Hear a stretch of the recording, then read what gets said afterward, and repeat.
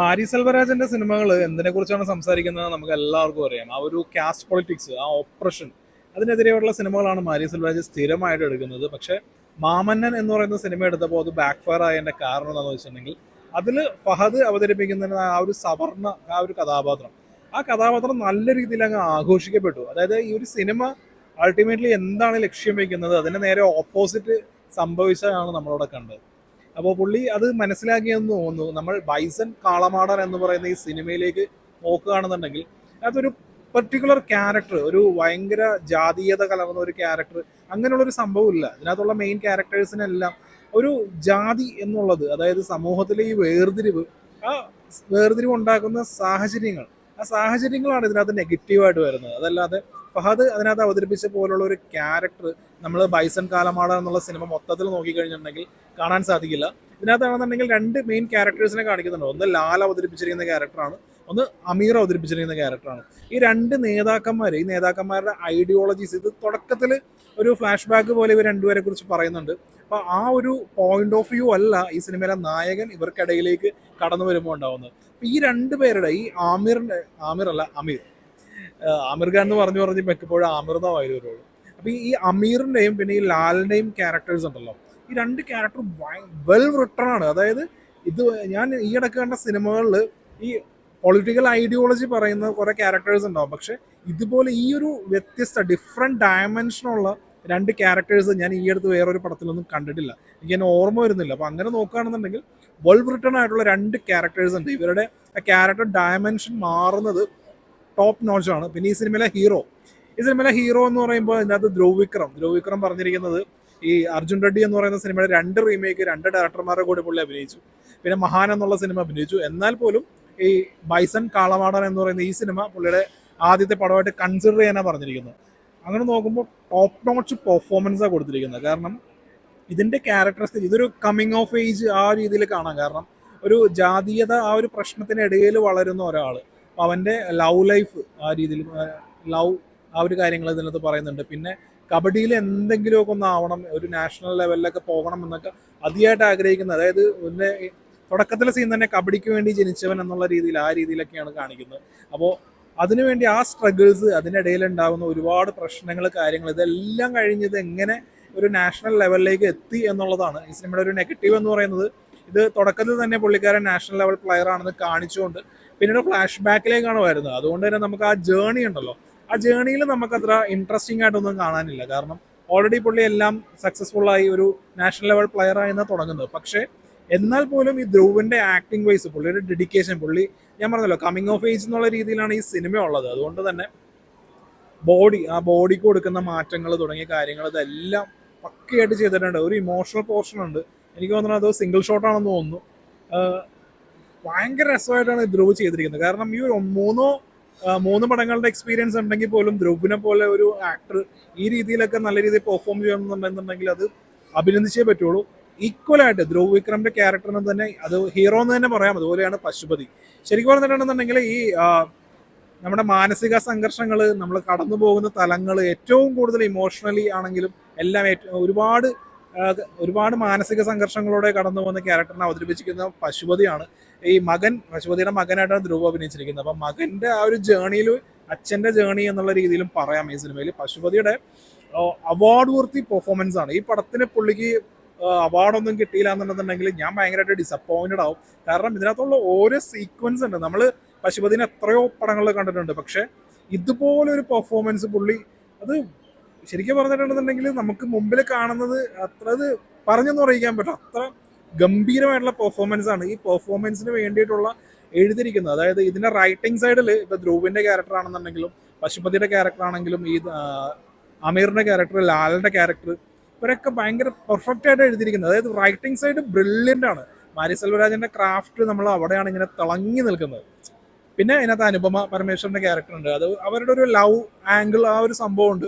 ആ സംഭവം എന്ന് വെച്ചിട്ടുണ്ടെങ്കിൽ അത് അധികം സീക്വൻസും കാര്യങ്ങളൊന്നുമില്ല, പക്ഷെ ഒരു പാട്ട് വരുന്നുണ്ട്. ആ പാട്ടിന്റെ മെയിൻ ആയിട്ടുള്ള പാട്ട്, ആ പാട്ടിൽ വരുന്ന ആ ഒരു ഇമോഷനും കാര്യങ്ങളും ഒക്കെ, ഇതിന്റെ മ്യൂസിക് ഡയറക്ടറിന്റെ പേര് അത്ര ഫെമിലിയർ ആയിട്ടുള്ള ആളല്ല, എനിക്ക് പെട്ടെന്ന് ഓർമ്മ വരുന്നില്ല. പുള്ളി ഗംഭീര വർക്കാണ് ഈ പടത്തിൽ ചെയ്തിരിക്കുന്നത്. മ്യൂസിക് ഡിപ്പാർട്ട്മെന്റ് തന്നെ പടത്തിൽ ഹെവിയാണ്. കാരണം ഇതിനകത്തെ ഇമോഷൻ എല്ലാം കണക്ട് ആയി വരുന്നത് ആ മ്യൂസിക്കിലൂടെയാണ്. എല്ലാ സംഭവമാണെന്നുണ്ടെങ്കിലും പിന്നീട് രജിഷ വിജയന്റെ ഒരു ക്യാരക്ടർ ഉണ്ട്. അപ്പോൾ രജിഷ വിജയന്റെ ക്യാരക്ടർ ആണെന്നുണ്ടെങ്കിലും, അതായത് ഈ ധ്രുവ് എന്ന് പറയുന്ന ആ ഒരു കിട്ടാൻ എന്ന് പറയുന്ന ഒരു ക്യാരക്ടറിന് പുള്ളി സ്വയം ഡിസൈഡ് ചെയ്യുന്ന കാര്യങ്ങളോ ഒന്നുമല്ല. പുള്ളി എനിക്ക് തോന്നുന്നു ഈ പടത്തിൽ ഡയലോഗ് തന്നെ വളരെ കുറവാണ് ധ്രുവ് വിക്രമിന്. കൂടുതലും ആ ഒരു ബാക്കി, കാരണം ഒന്ന് ജാതീയത എന്നുള്ള പ്രശ്നം കൊണ്ട് പുള്ളിക്ക് സ്വന്തമായിട്ടുള്ള ഡിസിഷൻ എടുക്കാനോ തുടങ്ങിയ കാര്യങ്ങളോ ഒന്നുമില്ല. എന്നാൽ ഇവന്റെ കാര്യങ്ങളൊക്കെ ബാക്കി അച്ഛനാണെങ്കിലും ചേച്ചിയാണെങ്കിലും അങ്ങനെയൊക്കെയാണ്. അപ്പോൾ ഒരുപാട് ഇന്റൻസ് ആയിട്ടുള്ള കുറേ സീക്വൻസും കാര്യങ്ങളൊക്കെ ഉണ്ട്. അപ്പോൾ അതിൽ രജിഷ വിജയന്റെ ഒരു ബസ്സിൽ വെച്ചുള്ള സീക്വൻസ് ഒക്കെ മനോഹരമായിരുന്നു. ഇതിനകത്ത് ആക്ടിങ് പെർഫോമൻസ് വൈസ് പറയുകയാണെന്നുണ്ടെന്നുണ്ടെങ്കിൽ ഓരോ ആക്ടേഴ്സിനെ കുറിച്ച് നമുക്ക് ഒരുപാട് പറഞ്ഞു.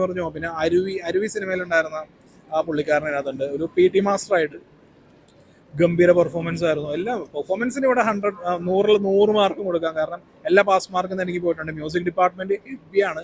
പിന്നെ പടത്തിന്റെ പ്രശ്നം എന്താണെന്ന് വെച്ചിട്ടുണ്ടെന്നുണ്ടെങ്കിൽ ഇതിന്റെ കോർ തീം എന്ന് പറയുന്ന ഒരു ജാതി പൊളിറ്റിക്സ്, ആ ഒരു ഒപ്രഷൻ എന്നുള്ള സംഭവം നമ്മൾ ഒരുപാട് റിപ്പീറ്റഡ് ആയിട്ട് ഈവൻ മാരി സെൽവരാജിന്റെ പടങ്ങളിലാണെങ്കിലും പാരിജിത്തിന്റെ പടങ്ങളിലാണെങ്കിലും ഇതിങ്ങനെ കണ്ടുകൊണ്ടിരിക്കുകയാണ്. അതായത് നമുക്കൊരു പ്ലസന്റ് ഫീൽ അല്ല ഈ സിനിമ നൽകുന്നത്. ഈ സിനിമയുടെ തുടക്കം മുതൽ പിന്നീട് അങ്ങോട്ട് പടം അവസാനിക്കുന്ന വരെ ഓക്കെ ഇതിനെ ഹാപ്പി എൻഡിങ് ആണ് ഇതിനകത്തുള്ള. ശരിക്കും പറഞ്ഞിട്ടുണ്ടെന്നുണ്ടെങ്കിൽ ഒരു റിയൽ ലൈഫിൽ ഒരു കബഡി പ്ലെയറിന്റെ ഒരു ലൈഫ് അതിൽ നിന്ന് ഇൻസ്പയർ ആയിട്ടാണ് ഈ പടം എടുത്തിരിക്കുന്നത്. അതുകൊണ്ട് തന്നെ നമുക്ക് ഇതിനൊരു ഓക്കെ എല്ലാം ജയിച്ചിട്ട് പുള്ളി ഒരു നാഷണൽ ലെവൽ പ്ലെയർ ആവും എന്നൊക്കെ നമുക്കറിയാം. എന്നാൽ പോലും നമ്മുടെ സമൂഹത്തിൽ നിലനിൽക്കുന്ന ജാതി വ്യവസ്ഥ, ആരും ഈക്വൽ അല്ല, എൻ്റെ താഴെ നീ വേണം എന്ന് കരുതുന്ന ആളുകൾ, ഇങ്ങനെയൊക്കെ ഉള്ളതുകൊണ്ട് തന്നെ ഒരു പ്ലസന്റ് ആയിട്ടുള്ള ഒരു എൻവയോൺമെന്റ് അല്ല ഈ സിനിമ നൽകുന്നത്. അതുകൊണ്ട് ദീപാവലി പോലുള്ള ഒരു ഒക്കേഷനിൽ ഈ മാരി സെൽവരാജന്റെ ഇതുപോലുള്ള സിനിമകൾ വന്നിട്ടുണ്ടെങ്കിൽ, പ്രത്യേകിച്ച് ഈ വളരെ കളർഫുൾ ആയിട്ടുള്ള ഡ്യൂഡ് പോലുള്ള സിനിമകൾക്ക് മുമ്പ് വരുമ്പോൾ സ്വാഭാവികമായിട്ടും കാണാൻ ആളുണ്ടാവില്ല. പക്ഷേ സിനിമ ആസ് ആൻ ആർട്ട് എന്നുള്ള രീതിയിൽ നോക്കുകയാണെന്നുണ്ടെങ്കിൽ, ക്രാഫ്റ്റ് ഉള്ള പടം നോക്കുകയാണെന്നുണ്ടെങ്കിൽ മാരി സെൽവരാജന്റെ ക്രാഫ്റ്റ് അത് എടുത്തു പറയേണ്ടത് തന്നെയാണ്. ഈ സിനിമയാണെന്നുണ്ടെങ്കിൽ അത് പെർഫെക്റ്റ് എക്സാമ്പിൾ ആണ്. കാരണം ലാലിന്റെയും അമീറിന്റെയും ആ ക്യാരക്ടർ കൊടുത്തിരിക്കുന്ന ഡയലോഗ്സ് ഈ പടത്തിന്റെ ഡയലോഗ്സ് അവാർഡ് വിന്നിങ് ഡയലോഗ്സ് ആണ്. കാരണം നമ്മൾ ഈ മൂർച്ചയുള്ള ഡയലോഗ് എന്നൊക്കെ പറഞ്ഞിട്ടുണ്ടെങ്കിൽ ശരിക്കും പറഞ്ഞാൽ ഈ സിനിമയിൽ നമുക്കത് അനുഭവിക്കാൻ പറ്റും. മൂർച്ചയുള്ള ഡയലോഗ് മാരി സെൽവരാജ് ശരിക്കും പറഞ്ഞിട്ടുണ്ടെന്നുണ്ടെങ്കിൽ പുള്ളി റിയൽ ലൈഫിൽ ഈ പറയുന്ന ഇപ്പൊ കർണനാണെങ്കിലും പരിയറും പെരുമാളാണെങ്കിലും അല്ലെങ്കിൽ ഇതിനു മുമ്പ് വന്നിരിക്കുന്ന മാമന്നൻ, വാഴ എന്ന് പറഞ്ഞ പടമാണെങ്കിലും പുള്ളി കടന്നുപോയിട്ടുള്ള ലൈഫിലൂടെയുള്ള സംഭവങ്ങളാണ്. അതുകൊണ്ട് തന്നെ ഈ ഡയലോഗ്സ് എഴുതുമ്പോൾ അതിനൊരു സിൻസിയറിറ്റി ഉണ്ട്. ഈ ഡയലോഗ്സ് ഒന്നും ഒരിക്കലും ഒരാൾക്ക് ഭാവനയിൽ നിന്ന് എഴുതാൻ പറ്റുന്നതാണ് എന്ന് എനിക്ക് തോന്നുന്നില്ല. കാരണം ഈ ലൈഫ് ജീവിക്കുമ്പോൾ നമ്മളുടെ മനസ്സിൽ വരുന്ന ആ ഒരു കാര്യങ്ങളൊക്കെ തന്നെയാണ് പുള്ളി ഡയലോഗ്സ് ആയിട്ട് എഴുതിയിരിക്കുന്നത്. അങ്ങനെ നോക്കുമ്പോൾ അവാർഡ് വിന്നിങ് ഡയലോഗ്സ് ആണ് ഈ പടത്തിൽ. പുള്ളിയുടെ ക്രാഫ്റ്റ്, ഞാൻ ഈ ക്രാഫ്റ്റ് എന്ന് എടുത്തു പറയുന്നത് വെച്ചിട്ടുണ്ടെങ്കിൽ മാരി സെൽവരാജ് എന്ന് പറയുന്നത് സെലിബ്രേറ്റ് ചെയ്യേണ്ടപ്പെട്ട ഒരാളാണ്. കാരണം ഈ ഒരു പൊളിറ്റിക്സ്, ഇങ്ങനെയുള്ളൊരു പൊളിറ്റിക്സ് കൂടുതൽ ആളുകളിലേക്ക് എത്തിക്കണം. അതിന് വേണ്ടിയിട്ടുള്ള ബ്രാൻഡിങ് അല്ലെങ്കിൽ പാക്കേജിങ് ആയിട്ടാണ് പുള്ളിക്കാരൻ ഈ മലയാളി നായികമാരെ കൂടുതലും കാസ്റ്റ് ചെയ്യുന്നതെന്ന് എനിക്ക് തോന്നുന്നു. കാരണം നിങ്ങൾക്കൊരു കാര്യമാണ്, നിങ്ങൾ തമിഴ്നാട്ടിൽ എപ്പോഴെങ്കിലും ഇരുന്ന് സിനിമ കണ്ടിട്ടുണ്ടോ? നായകന്റെ കയ്യടി ഓക്കെ, കാര്യങ്ങളൊക്കെ, നായികക്കും അതേ ഈക്വൽ ആയിട്ടുള്ള കയ്യടിയും കാര്യങ്ങളുണ്ട്. അതായത് ഇവർക്ക് ഈ തമിഴ് പൊണ്ണുങ്ങ ഫാന്റസി എന്നൊക്കെ പറയുന്നത് റിയൽ ആയിട്ട് ഉള്ളതാണ്. അത് ഇല്ലാതെ ഒന്നും ആവുന്നില്ല ഒരിക്കലും. ഇപ്പൊ ഒരു മലയാളി നായിക ഈ സിനിമയിൽ ഉണ്ടെന്നുണ്ടെന്നുണ്ടെങ്കിൽ നായികനെ കാണാനായിട്ടാണെങ്കിലും ആളുകൾ എത്തും എന്നുള്ളത് എനിക്കറിയാം. പിന്നെ സിനിമ ഈസ് അൾട്ടിമേറ്റ്ലി ബിസിനസ് ആണ്. മാരി സെൽവരാജ് ഒരു ജാതി പൊളിറ്റിക്സ് പറയുന്ന സിനിമ എടുത്തു, അത് 8 നിലയെ പൊട്ടിക്കഴിഞ്ഞാൽ രണ്ടാമതൊക്കെ പടം എടുക്കാൻ പറ്റില്ല. അപ്പോൾ ഇതൊരു കച്ചവടം ആയതുകൊണ്ട്, ബിസിനസ് ആയതുകൊണ്ട് അതിൻ്റെ ഉള്ള ഒരു പെർഫെക്റ്റ് പാക്കേജിങ് എന്നുള്ളൊരു സംഭവം ചെയ്യാനുണ്ട്. അപ്പം അങ്ങനെ 1-2 നെഗറ്റീവ്സ് ആയിട്ട് എന്തെങ്കിലുമൊക്കെ പറയാമെന്നല്ല, സ്റ്റിൽ ഞാനത് നെഗറ്റീവായിട്ട് കാണുന്നില്ല. കാരണം ഉദ്ദേശിക്കുന്ന കാര്യം ജെനുവിൻ ആണെന്നുണ്ടെങ്കിൽ അതിന്റെ ബ്രാൻഡിങ് പാക്കേജിങ് എന്തോ ആയിക്കോട്ടെ.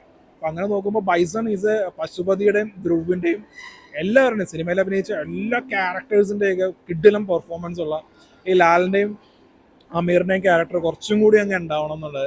അനുപമയ്ക്ക് സ്ക്രീൻ സ്പേസ് വളരെ കുറവാണ്, അത് കുറച്ചും കൂടി ഒന്ന് നന്നായിരുന്നെങ്കിൽ, അതായത് കുറച്ചുകൂടി സീക്വൻസ് ഉണ്ടായിരുന്നെങ്കിൽ കുറച്ചുകൂടി ബെറ്റർ ആയെന്ന് എനിക്ക് തോന്നുന്നു. പക്ഷെ സ്റ്റിൽ ധ്രുവ് പുള്ളിയുടെ അച്ഛനെ പോലെ തന്നെയാണ്, ഒരു ബോൺ ആക്ടർ എന്നൊക്കെ പറയുന്ന പോലെ കിടിലൻ പെർഫോമറാണ്. ഈസ് ഹിയർ, ഇവിടെ തന്നെ ഉണ്ടാവും. കാരണം പുള്ളി ഈ ഇത്രയും ടാലന്റ് ഉള്ള ആളെയൊന്നും നമുക്കൊരിക്കലും തഴഞ്ഞിടാൻ പറ്റില്ല. എങ്ങനെയൊക്കെ ആണെങ്കിലും പൊങ്ങി വരും. അതാണല്ലോ എപ്പോഴും തെളിയിക്കുന്നത്. സോ ധ്രുവിന്റെ പെർഫോമൻസ്, ധ്രുവിന്റെ ഏത് പടമാണെങ്കിലും, ബാല എടുത്തിട്ടുള്ള ആ ഒരു കച്ചറ ഫുട്ടേജിൽ വന്നിരിക്കുന്ന വർമ്മ എന്നുള്ള പടത്തിൽ പോലാണെങ്കിലും ധ്രുവ് എനിക്ക് ഡീസെന്റ് ആയിട്ടാണ് എനിക്ക് ഫീൽ ചെയ്തത്. അത് ബാലയുടെ പ്രശ്നമായിരുന്നു. ബാലക്ക് ഒരിക്കലും സ്റ്റൈലിഷ് ആയിട്ടൊരു പടം എടുക്കാൻ പറ്റില്ല. അർജുൻ റെഡ്ഡി എന്ന് പറയുന്ന ഒരു സ്റ്റൈലിഷ് ക്യാരക്ടറാണ്, അതേ ഒരിക്കലും പോർട്രേ ചെയ്യാൻ ബാലയ്ക്ക് ആവില്ല. പകരം ബാലനോട് വേറെ ഏതെങ്കിലും രീതിയിലുള്ള ബാലയുടെ സിനിമകളിൽ വരുന്ന വേറെ നായകന്മാരെ പോലെയാണെന്നുണ്ടെങ്കിൽ ഫൈൻ. സോ ധ്രുവ് ഇത്രയും ഈ പടം കൊണ്ട് ധ്രുവ് എന്ന് പറയുന്ന നടൻ പശുപതി, ഓൾവേസ് പശുപതിയുടെ ഫാനാണ് പണ്ടേ. Dhruv is here to stay. So എന്നെ സംബന്ധിച്ച് ഞാൻ പറഞ്ഞല്ലോ, ഇത് ഇങ്ങനെ ഒരു സിനിമ എന്നുള്ള രീതിയിൽ ഭയങ്കരമായിട്ട് എൻജോയ്മെന്റ് എന്റർടൈൻമെന്റ് അങ്ങനെയുള്ള രീതിയിലല്ല.